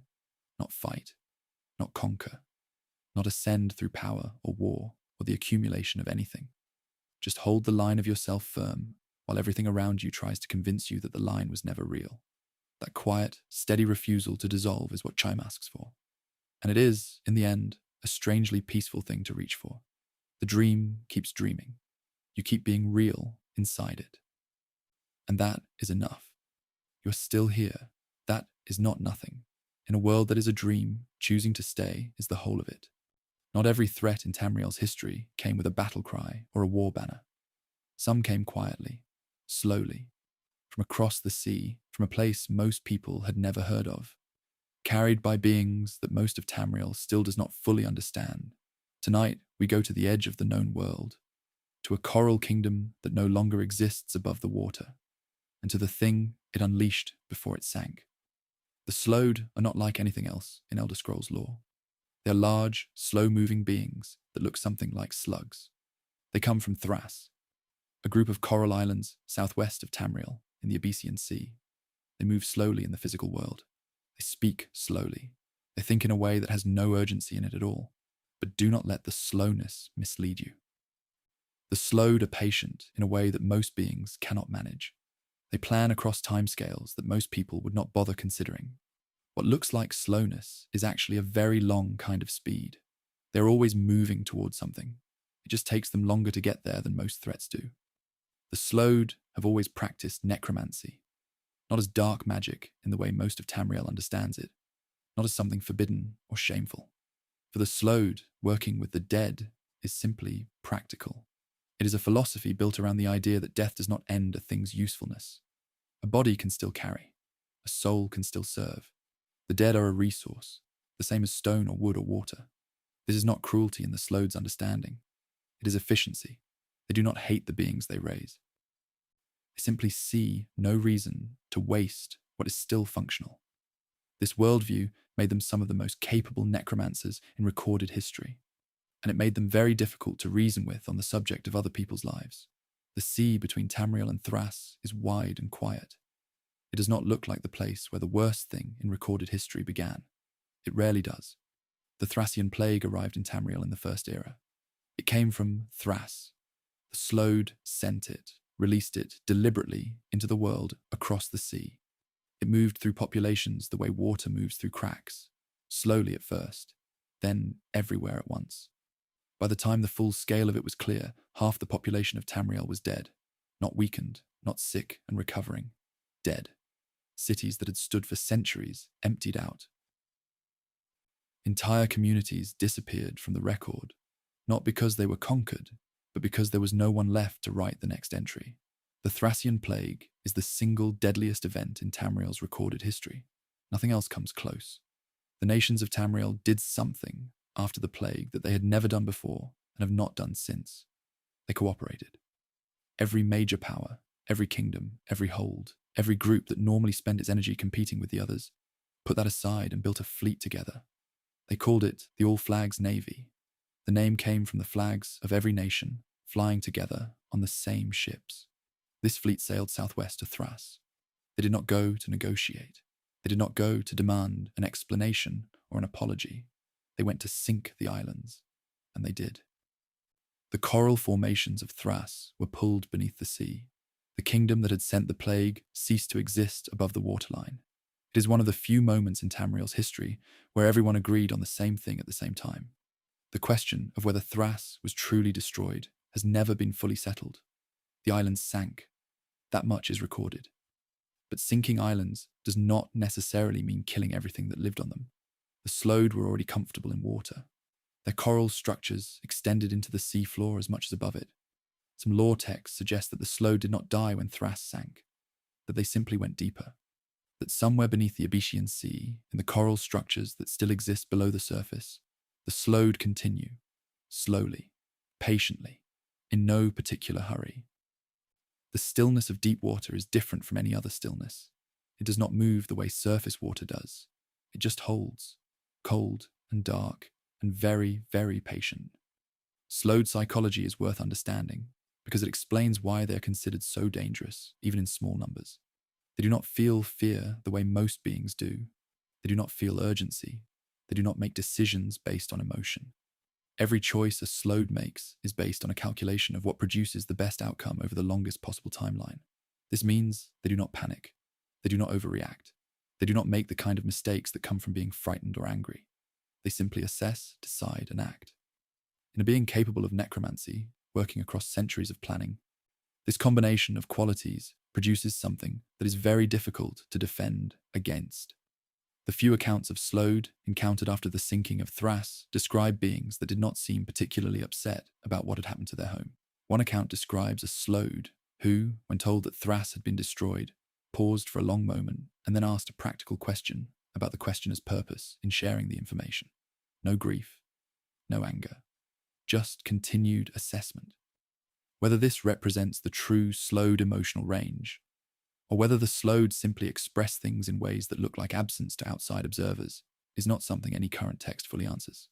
The soul trap methods the slowed used went beyond normal necromancy, in ways that disturbed even other practitioners of the art. Most necromancers work with bodies or with soul gems. The slowed worked with the soul itself more directly, manipulating it, redirecting it, using it in ways that the soul was not designed to be used. Other necromancers who studied slow techniques reportedly stopped their study at a certain point, not because the knowledge became unavailable, because something about it, encountered up close, changed the people looking at it. What that something was is not described clearly in surviving accounts, just that there was a point most researchers did not pass. Tamriel does not talk about the slowed the way it talks about the Dwemer, or the ancient Nords, or the Daedric princes. There are no popular songs about the Thracian plague, no widely known legends built around the All Flags navy. For something that killed half the world's population, it sits very quietly in the public memory. Some fans believe this is part of the slowed's nature, that they do not leave the kind of mark that becomes myth. They leave the kind of mark that becomes a number in a history book and then a silence where the number used to be. They are the one enemy Tamriel defeated without fully understanding, pushed back without ever really knowing what it was pushing against. Somewhere beneath the Abyssinian Sea, coral still grows. It has been growing since before the plague. It will keep growing long after the last person who remembers the All Flags Navy is gone. Patient and slow, and in no hurry at all. The slowed, if they are still there, are not worried. They have always had more time than anyone else. That has never changed. There are weapons in Tamriel's history that kill people. There are weapons that destroy cities. And then there is one thing that sits outside both of those categories entirely. It did not just destroy. It challenged the idea that the gods were necessary at all. It was built from brass and belief and something stolen from a dead god. And when it moved through the world, time itself could not hold its shape around it. Tonight, we sit with the Numidium, slowly, carefully, because even the idea of it is heavy. The Numidium began with the Dwemer, and a question they could not stop asking. The question was simple. Why do we need gods? The Dwemer were not a people who accepted things on faith. They studied everything. They tested everything. They built machines to do what others prayed for. And when they found the heart of Lorcan buried beneath Red Mountain, they did not kneel before it. They looked at it the way an engineer looks at a power source. They saw something they could use. Kagranak was the chief tonal architect of the Dwemer. His title meant he worked with the fundamental sounds and tones that hold reality together. He built 3 tools, Keening, Sunda, and Wraithguard, specifically designed to tap into the heart's power. His plan was to use that power to build something that would make the gods irrelevant, a god of their own making, brass, mechanical, theirs. The Numidium was enormous. It was built in the shape of a man, a giant brass figure that stood taller than most structures in Tamriel. This shape was a statement. The Dwemer did not build it to look like a dragon or a spirit or an abstract force. They built it to look like a person, because the message of the Numidium was personal. It said that people, thinking, building, working people, did not need divine beings standing above them. They could build their own divinity. They could make something that did what gods did, on their terms, under their control. The Numidium was not just a weapon. It was an argument made out of metal, a philosophical position given legs and arms and the power to end things. The brass is cold in the mind, heavy, the kind of weight that does not press down on you all at once. It settles in slowly, and then it does not leave. Kagranak never finished what he started. The Dwemer disappeared before the Numidium was fully operational. The exact circumstances of their disappearance are covered in other parts of this series. What matters here is that the Numidium was left behind, incomplete, unpowered, sitting in the ruins of what the Dwemer had built. It stayed there for a very long time. The heart of Lorcan was still in Red Mountain. The tools Kagranak had built were still in the world, but the Dwemer who had planned to use them were simply gone. The Numidium sat in the dark for centuries, waiting for someone else to find a use for it. Tiber Septim found that use. Tiber Septim was the founder of the Third Empire, the man who conquered all of Tamriel and became its first true emperor. He was also, according to many law scholars, a being of unusual divine nature even before his death. He acquired the Numidium through a deal with the Tribunal, specifically with Vivek, who gave him the power source needed to activate it. With the Numidium operational, Tiber Septim finished his conquest of Tamriel. The holdouts that had resisted his armies fell. The Numidium did not negotiate. It did not siege. It simply moved through resistance the way a stone moves through water. Tiber Septim united the continent, and the Numidium is the reason the last pieces of that unification happened as quickly as they did. The Altmer, the High Elves, consider the Numidium one of the deepest insults in their history. This requires some understanding of what the Numidium was built to replace.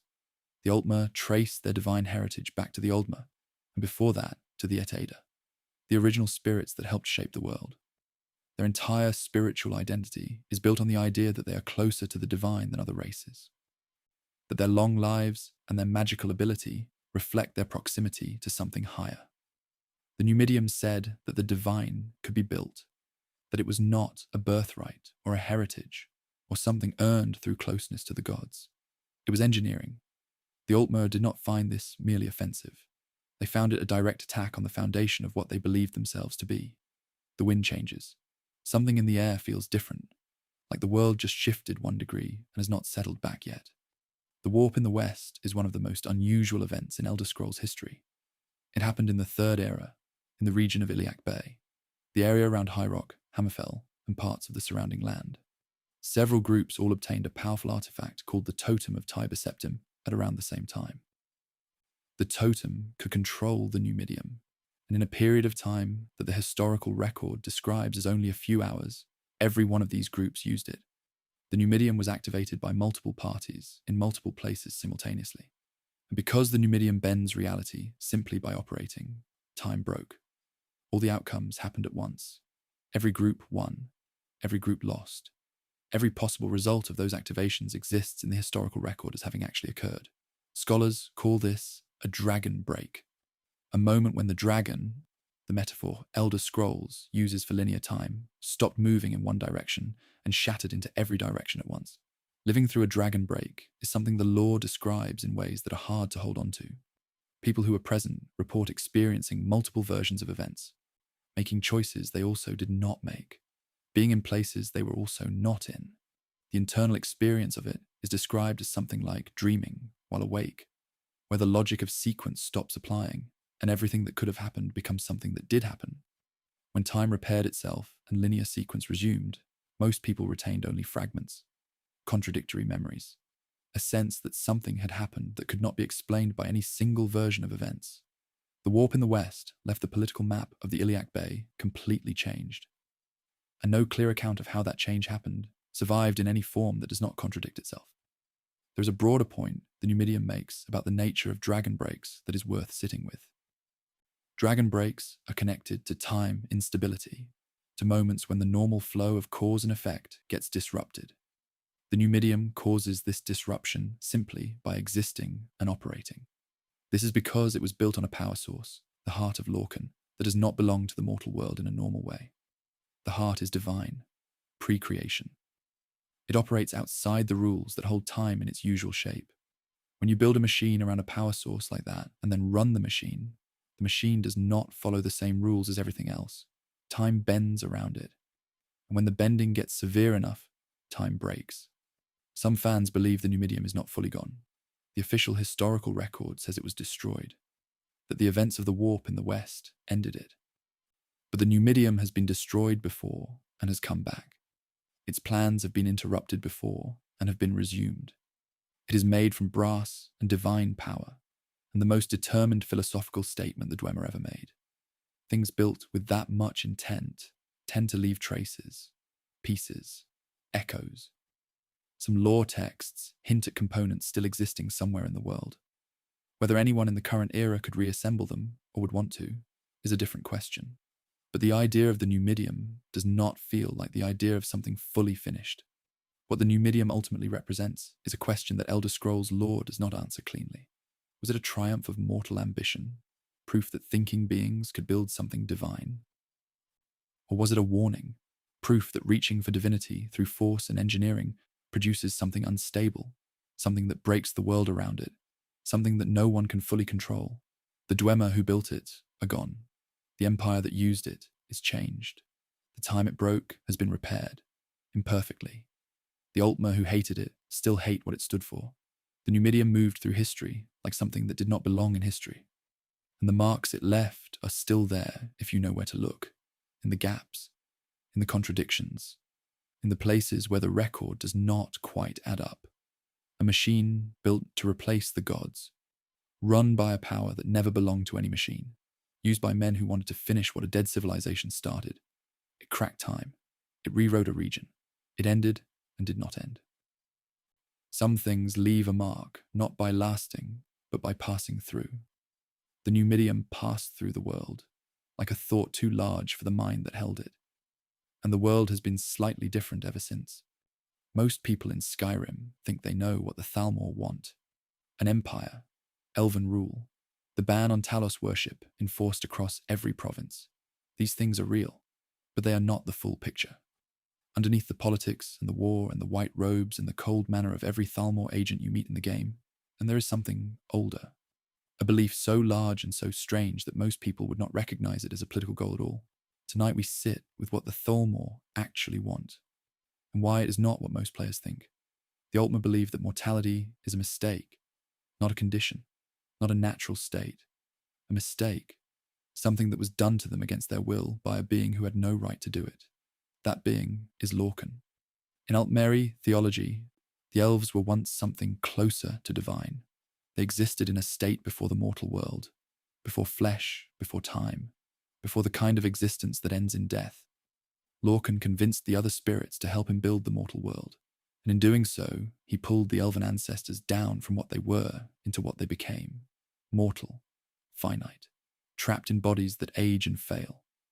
The Altmer do not see this as the natural order. They see it as the crime that has defined all of history since it happened. The Thalmor are the political and religious body that currently rules the Aldmeri Dominion, the elven alliance that includes the Altmer of Somerset and the Bosmer of Valenwood. Within the Thalmor, the theology of elvish suffering under mortality is not just a background belief. It is policy. It shapes decisions. It determines what the Thalmor pursue and what they work to eliminate. Their stated goals, the ban on Talos worship, the reassertion of elven cultural superiority, the challenge to imperial power, are real, but they exist in service of something longer and larger. The Thalmor are working toward a world without mortality. And by that, they do not mean a world where people live forever. They mean a world where the mortal plane itself ceases to exist. Somewhere in the philosophy of a very old people, there is a grief so large it turned into a plan. That is the most human thing about the Thalmor, and also the most dangerous. Talos worship is the most visible target of Thalmor activity in Skyrim. The White Gold Concordat, the peace agreement that ended the Great War between the Empire and the Aldmeri Dominion, included a clause banning Talos as a divine. The Empire agreed to this. It was a painful concession that many Nords consider a betrayal, but the Thalmor's reasons for targeting Talos go deeper than politics. Talos is believed by many lore scholars to have mantled Lorcan, to have become, in some sense, the continuation of the god who built the mortal world. If Talos is divine, and if his divinity is connected to Lorcan's creative act, then Talos represents the mortal world's right to exist as something sacred. Removing Talos from divinity is not just a political move, it's a theological one. It weakens the case that the mortal world should continue. Some fans believe the White Gold Concordat was never intended as a permanent peace. The Thalmor assigned it because they needed time. The Great War had damaged both sides. The Dominion was not in a position to finish what it started.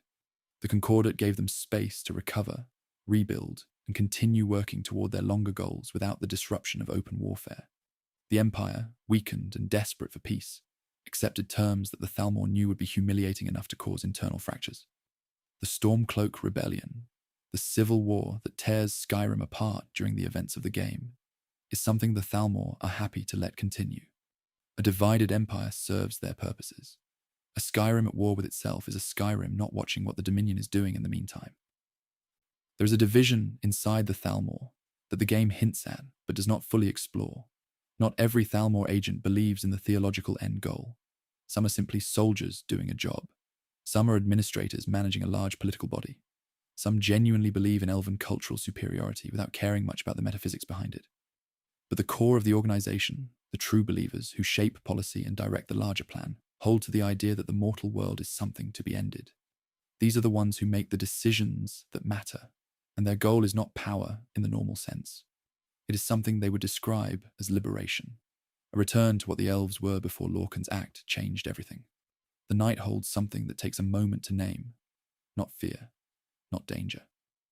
Just the sense of something very old, moving very slowly in a direction most people are not watching. The irony at the center of the Thalmor's plan is one that some fans find quietly devastating. If the Thalmor succeed, if the mortal plane is unmade, and existence returns to the pre-creation state they want, the Thalmor themselves will cease to exist. They are mortal. They exist in the mortal plane, the same as everyone else. Unmaking the mortal world does not spare the beings who work to unmake it. It ends them too. The Thalmor's answer to this, as far as the lore reveals it, is that the ending is the point. The state they want to return to is not a place where elves live happily forever. It is a state before individual existence, before the self, before flesh, before death, because there is nothing left to die. They are working toward their own dissolution, along with everyone else's, and they consider this the correct outcome. The ordinary Thalmor soldier is worth thinking about for a moment, not the leadership, not the true believers making policy. The agent on the road in Skyrim, the one checking papers and enforcing the Talos ban and reporting on suspicious activity. Most of these people believe in what they're doing. They were raised in a culture that told them the mortal world is a wound, that their suffering is not natural, that someone caused it, and that working against that cause is righteous. They are not performing evil the way a person performs a role they know is wrong. They believe. And people who truly believe in something, even something that looks very wrong from the outside, do not feel like villains to themselves. They feel like the only ones paying attention. The Talos ban has a practical effect beyond its theological meaning. Talos is a god who was once a man. His divinity is proof that a mortal can become divine, that the gap between mortal and god is not fixed. This is exactly the kind of belief the Thalmor need to eliminate. If people believe a man became a god, they might believe that mortality is not a permanent condition, that it is something that can be overcome from the inside, through achievement, through mantling, through Shyam. The Thalmor's theology requires mortality to be a trap with no exit. Talos is the most visible argument that the trap has a door. Closing worship of Talos is not just about removing a god. It is about removing the idea that escape is possible. Some fans believe the Thalmor are not wrong about the facts, only about the conclusion. The mortal world may genuinely be something that came from an act that cost the original spirits something real. Lorcan's creation may genuinely have changed what the elves were in ways that were not chosen. The grief behind the Thalmor theology may be based in something true, but the response to that grief, the decision that the correct answer is to undo existence, is the place where most people part ways with them. You can acknowledge that something was lost without deciding the solution is to destroy what was built in its place. The Thalmor have never found a way to sit with the loss without needing to act on it, and acting on a grief that large produces something the world cannot easily survive. The Thalmor are not trying to rule Skyrim. not they are trying to end the world that contains it. And the part that is hardest to sit with is not their cruelty. It is their sincerity. They believe they are doing something necessary, something merciful, something that will return the elves and everything else to a state of peace that has not existed since before creation began. Whether that peace is real, whether it is worth what it would cost, whether anything would remain to experience it. These are questions the Thalmor have answered to their own satisfaction. The rest of Tamriel was not consulted. It rarely is when someone decides they know what is best for everyone. We have travelled a long way tonight, through the Reach and the Black Marsh, through towers and clockwork cities and brass gods and broken time, through the oldest beliefs and the strangest ideas the Elder Scrolls world has to offer. Now we come to the last stop, the place underneath all of it, the place where everything started. Settle in. Let the fire burn low. This is the quietest part of the journey. Before the world, there were two things, Anu and Padamai. These are not gods in the way most people think of gods. They are not beings with personalities or goals or faces. They are forces. Anu is stillness, order, the tendency of things to remain as they are. Padamai is change, motion, the tendency of things to become something different. These two forces existed before anything else. They moved against each other, not in conflict exactly, but in contact. And from that contact, everything began. The gods came from that first meeting. The world came after. Everything in the Elder Scrolls universe, from the smallest stone in Skyrim to the largest Daedric realm, traces back to the moment when stillness and change first touched each other. Lorcan came from Padamai's side of things. He was a spirit, one of the Etada, the original beings that emerged from Anu and Padamai's interaction. He had an idea. He wanted to make something new, a place where the Etada could experience existence in a different way, a mortal world, a place of limitation in time and physical form. He went to the other spirits and convinced many of them to help him build it. Some came willingly, some were tricked. The process of building the mortal world cost the spirits who participated their immortality. They gave up what they were to make the world real. They became the Aedra, the gods who were present in the mortal world because they gave part of themselves to create it. The fire is low now. The room is warm. Outside, the world is very still. Lorcan's heart was torn out after the mortal world was made. The other spirits, the ones who felt they had been deceived, took it as punishment. They removed his heart and cast it down into the world he had helped create. Lorcan himself was scattered. His presence did not disappear completely. It sank into the mortal world, into the land, into the people. Some lore scholars believe Lorcan is still present in Mundus, not as a god in any traditional sense, but as something woven into the fabric of the place he made. Every stone, every mountain, every cold wind across the tundra of Skyrim, all of it containing, somewhere deep inside it, the echo of the being who decided this place should exist. Mundus is the mortal world. It is the world that contains Tamriel, Skyrim, and everything you have ever visited in an Elder Scrolls game.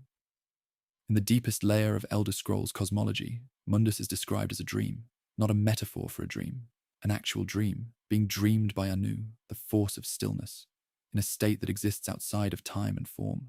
Every person in Tamriel, every city, every mountain range and river and cold northern sky, all of it is a thought being thought by something that does not have a body or a name in the way most beings do.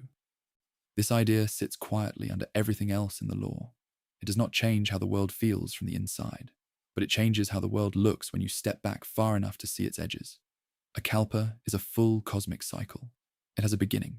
It runs through its full length, gods rising, mortals living, empires building and falling, the world aging all the way to its end, and then it stops, and then a new one begins. The current world is not the first kalpa. There have been others before it. Each one is a full universe, a complete existence, that runs its course and ends. Alduin's role, in the lore, is to eat the world at the end of each kalpa. He is the world eater, not as a villain, but as a function. He ends one cycle, so the next can begin. When he refuses that role, when he chooses to rule the current world instead of ending it, the natural order breaks. The Dragonborn's defeat of Alduin is not just a personal victory. It is the restoration of the cycle. The stars are very close tonight. Not closer than usual, just easier to notice. What carries over between kalpas is not clearly defined in the lore. Most things end. most things reset, but some echoes persist. Certain patterns repeat across cycles. Certain conflicts arise again in new forms with new faces. Whether this is because something carries the memory forward, or because the forces involved, Anu and Padme, stillness and change, always produce the same shapes when they meet, is not answered cleanly. The world begins again, and the new world is not the same as the old one, but it rhymes with it. The way one night rhymes with every other night that has come before. Skyrim is still there, right now, while you rest. The wind is moving across the tundra north of Whiterun. The fire in the Bannered Mare has burned down to coals. The throat of the world is cold and dark and completely still. Nothing is happening that needs your attention. The world is just being itself, quietly, the way it always is when no one is asking it to do anything. The rivers are still moving. They do not stop when you close your eyes. The Karth moves through the Reach. The White River runs east toward Windhelm. The water does not know what time it is. It just goes where it goes, slow and steady and completely without hurry.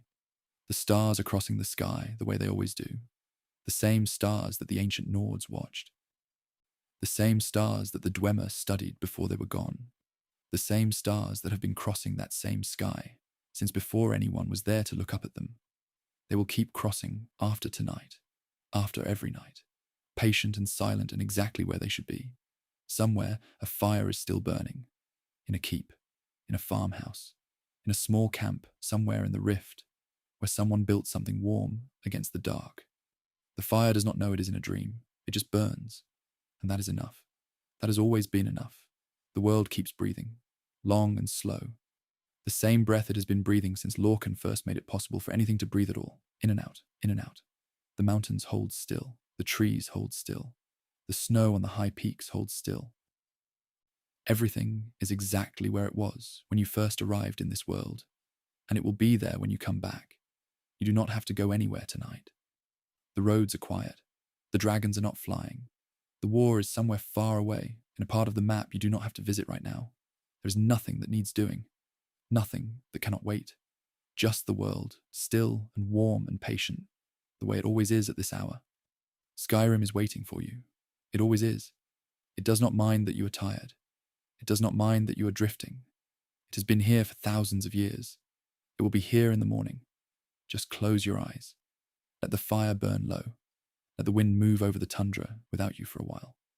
The world keeps going on its own, steady and slow and always there, like a dream that never fully ends, like a fire that never quite goes out, like something that loves you quietly without making a sound. Good night.